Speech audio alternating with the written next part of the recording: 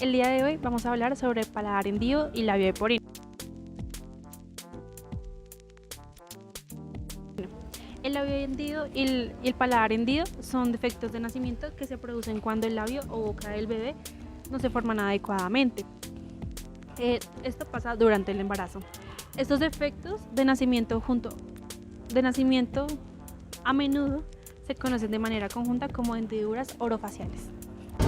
¿Alguna vez te has preguntado cuál es el origen del labio leporino? Esta condición congénita ha intrigado a la humanidad durante siglos. En este breve video exploraremos los factores detrás de esta anomalía facial y su impacto en las personas que lo padecen. Según las siguientes gráficas, se pueden hacer las siguientes observaciones. En la primera gráfica muestra los casos separados del labio leporino con paladar hendido, que son las barras de color piel, y labio leporino sin paladar hendido. Los casos de labio leporino con paladar hendido varían entre 276 en 2018 y 1389 en 2021. Los de labio leporino sin paladar hendido van de 223 en 2022 y 341 en 2020. En general, se muestra una tendencia variable en el número de casos por año, sin una tendencia clara al aumento o disminución sostenida. Los años con más casos fueron 2021 con labio leporino con paladar hendido y 2020 con paladar hendido. Además, podría resaltarse la predominancia de casos de labio leporino sobre los de paladar hendido, así como también una fluctuación anual en las cifras.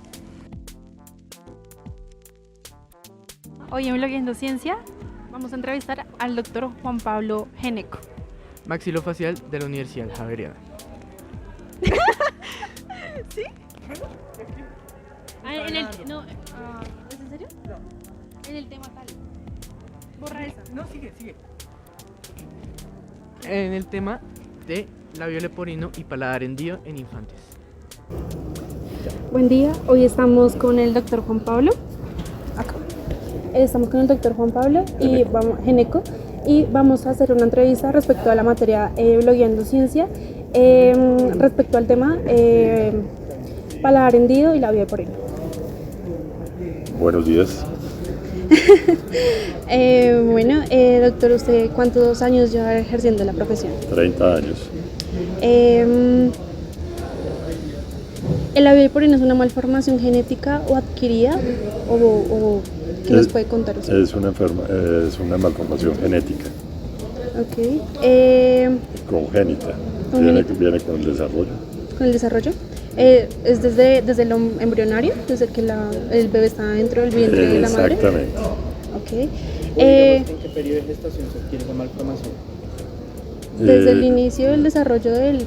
Se puede, en este momento, con estudios de ultrasonido de alta precisión, se puede detectar a las 5 o 6 semanas de vida intrauterina, incluso antes. ¿Y cuál es la principal causa de esta malformación? Hay varias causas, que algunas son teóricas.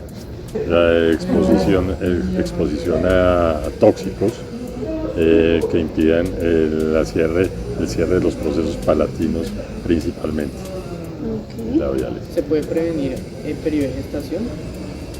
¿O ya, digamos... Es muy difícil, porque ya cuando viene una alteración genética o asociada, por ejemplo, a síndromes, también es muy difícil la prevención. ¿Cómo se puede observar desde el vientre de la madre este tipo de...? Ecografías de alta precisión. ¿En qué tiempo de periodo? Bueno, ya. ¿Cómo afecta al infante esta malformación en tanto el desarrollo como en sus hábitos alimenticios? Pues son pacientes que depende de la severidad de su malformación. Van a tener trastornos de la deglución, trastornos del habla, trastornos de la audición, y eso impacta directamente en el desarrollo psicosocial del paciente. Okay. ¿Solo afecta al paciente, al afectado, o también al entorno familiar? No, afecta al entorno familiar, porque pues, para lograr una rehabilitación completa de este paciente nos toca, hay que tener en cuenta muchos factores, son muchos procedimientos. Desde que el paciente nace, incluso hasta ya obtener que tengan una edad mayor. Ok. ¿Cuál es el tipo de rehabilitación que el paciente llega a tomar dependiendo de su caso? Es multifactorial, en donde intervienen muchas especialidades médico-odontológicas y principalmente quirúrgicas. Entonces van desde un cierre, una keilorrafia, palatorrafia, injertos, cirugía ortognática, septorrinoplastias, hablando de labio y paladar fisurado y sus secuelas. ¿Hay tratamientos como un poco menos invasivos o tienen que ser quirúrgicos obligatoriamente? Los protocolos para el manejo de las secuelas o del labio y paladar fisurado, el pilar fundamental es la cirugía. ¿La cirugía? ¿Costos y beneficios más o menos de una cirugía? Uy, eso depende con quién, cuándo, cómo, por dónde y quién lo cura. Pero, por ejemplo, ¿ustedes han hecho de casualidad, por ejemplo? No, porque como es un tratamiento que va desde la infancia, un bebé que nace con labio y paladar fisurado, empieza y inicia su cirugía incluso a los 10 días de nacido. Okay. ¿Y solamente una cirugía es la que realizan? Son muchos procedimientos. ¿Y en qué proceso, digamos, recién nacido se puede ya intervenir? Sí. Tiene que De hecho hay unos programas que incluyen cirugía in útero. ¿Y eso más o menos en qué consiste? Entonces, abrir el feto un tiempo determinado, abrir la cavidad uterina y cerrar, por ejemplo, el labio. ¿Y eso interviene en el desarrollo del feto? Claro, todo interviene. ¿Qué percusiones tendría una persona? ¿Qué repercusiones? Perdón. ¿Tendría una persona que no se somete a un tratamiento como este? Pues igual, sabemos que vamos a tener trastornos del habla, de la fonación, de la deglución, su aspecto estético también. Entonces las consecuencias de esto son muy complejas para un paciente donde está en un entorno desde su escolaridad hasta su trabajo. Cuando tienen una voz que es difícil de interpretar, entonces eso le causa muchos problemas en el desarrollo, incluso con la relación del mismo paciente con su entorno. ¿Qué secuelas podría tener después de la cirugía? ¿Secuelas posquirúrgicas? Sí, señor. Igual, es un paciente que de todas maneras va a estar expuesto a unas cirugías que van a tener cicatrices, que van a tener malformaciones oclusales, va a persistir de pronto su hipernasalidad en la voz.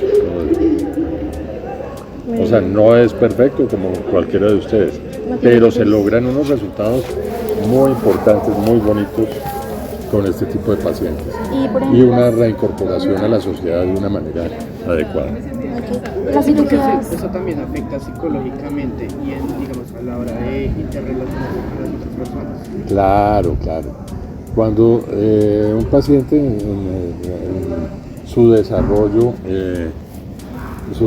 social, por decirlo así, tiene falencias, por ejemplo, en la parte de la comunicación, en la parte de su habla, entonces eso interviene directamente en su aspecto psicológico. Doctor, ¿qué piensa usted de los casos que no se pueden tratar por falta de recursos económicos?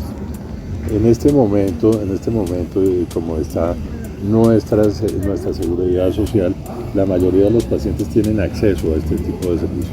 Y por ejemplo, en zonas que no son, por ejemplo, zonas ya vulnerables que no tienen los beneficios económicamente para la cirugía. Cuando hablamos de zonas vulnerables, estamos hablando de grupos rurales Sí, señor. o población rural o población dispersa. Tenemos se hacen jornadas para este tipo de pacientes también. Y por ejemplo, pero en realidad sí es una dificultad llegar pues con un desarrollo técnico, científico y darles toda la tecnología que hay en el momento para estos pacientes no es fácil. Cuando hacen ese tipo de jornadas, las personas, por ejemplo, tienen que tener un costo, por ejemplo, adicional, por ejemplo. Depende de los programas, ¿no? Hay programas como Smile Train, dibujando sonrisas, caritas, Healing the Children, hay otros programas que subsidian este tipo de manejos. ¿Y ese tipo de cirugías los cubre, digamos, EPS o esos son ya particulares? Los debe cubrir las EPS. ¿Es obligatoriamente? Sí. ¿Usted cree que se puede prevenir esta condición desde lo natal? La prevención de las malformaciones congénitas es muy difícil. O sea, pues de lo que se trata es de las madres que se hallan en gestación tengan una buena alimentación, tengan buenos hábitos, que no estén expuestos a insecticidas ni a tóxicos. Y también pues hay una condición que es genética, ¿no?